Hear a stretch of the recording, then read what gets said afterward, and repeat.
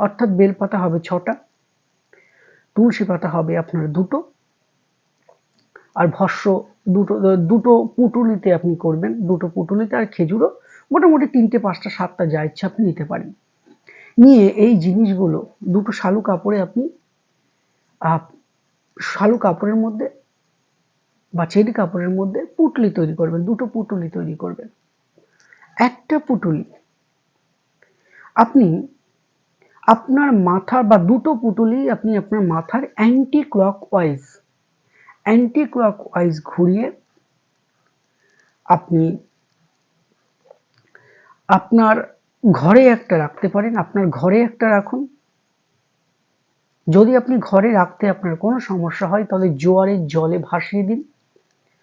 আর একটা পুঁটুলি ঠিক একই রকম ভাবে অ্যান্টি ক্লকওয়াইজ ঘুরিয়ে আপনার বাড়ির পূর্ব দিকে শ্রদ্ধা ভক্তি বিশ্বাসের সহিত মাটিতে, শুদ্ধ বস্ত্রে মাটিতে গর্ত করে পূর্ব দিকে পুঁতে দিন। এতে করে দেখবেন বিবাহের 80% বাধা অতি অবশ্যই কেটে যাবে।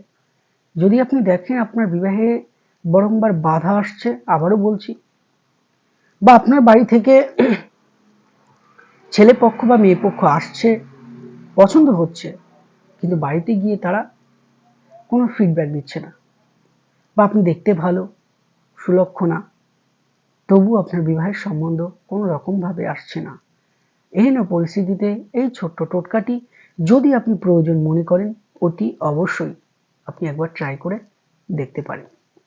আচ্ছা, দ্বিতীয় টোটকা যেটা বলবো সেটা হচ্ছে ঠিক একই রকম ভাবে এটা আপনি